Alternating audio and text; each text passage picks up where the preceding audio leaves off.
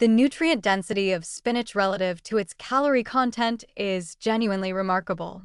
7 calories per cup of raw spinach, 41 calories per cup cooked, yet the micronutrient payload is substantial. The vitamin K content is extraordinary, 180% of daily needs per cup of raw spinach. Vitamin K is essential for blood clotting and bone metabolism, making spinach particularly valuable for bone health when combined with its calcium and magnesium content. The nitrate content in spinach deserves attention because it affects cardiovascular function through a pathway that was discovered relatively recently. Dietary nitrates convert to nitric oxide, which dilates blood vessels, potentially lowering blood pressure and improving blood flow. Some research suggests nitrate-rich vegetables like spinach consumed regularly can provide measurable cardiovascular benefits. This is different from the nitrates added to processed meats, which involve different chemistry and health implications. The iron content in spinach requires realistic discussion because there's persistent mythology here. Yes, spinach contains iron, about 2.7 milligrams per cup cooked.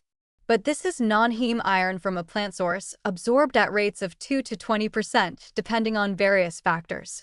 Spinach also contains oxalates that bind iron and reduce absorption further. Pair spinach with vitamin C sources to enhance iron absorption, but recognize it's not the iron powerhouse that old Popeye cartoons suggested. The cooking effect matters substantially. Cooking spinach dramatically reduces its volume, meaning you consume far more nutrients from 1 cup of cooked spinach than 1 cup of raw. Heat also breaks down oxalates somewhat and makes certain nutrients more bioavailable. But cooking also degrades some heat-sensitive nutrients like vitamin C. The solution isn't choosing exclusively raw or cooked, but rather consuming both depending on the situation. Now for necessary warnings. Spinach is one of the highest oxalate foods commonly consumed. For people prone to calcium oxalate kidney stones, daily large amounts of spinach could theoretically increase stone risk.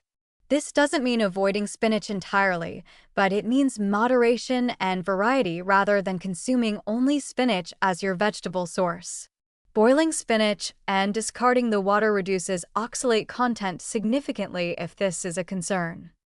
For people taking warfarin or other vitamin K-dependent blood thinners, spinach consumption needs consistency. The vitamin K interferes with these medications by promoting clotting, which is the opposite of the medication's goal. You don't necessarily need to avoid spinach, but you need to consume similar amounts regularly rather than eating none for weeks, then suddenly consuming large amounts daily. This allows medication dosing to be adjusted appropriately. The FODMAP content in spinach is low, making it suitable for people with irritable bowel syndrome who tolerate it well at reasonable portions. The fiber content supports digestive health and contributes to satiety. For practical daily use, add spinach to morning smoothies where it provides nutrients without affecting taste when blended with fruit. Wilt spinach into eggs, pasta sauces, or grain bowls. Use baby spinach as a salad base. The key is regular integration across meals, not occasional massive salads followed by periods without spinach. Variety in vegetables matters more than any single vegetable consumed in large amounts.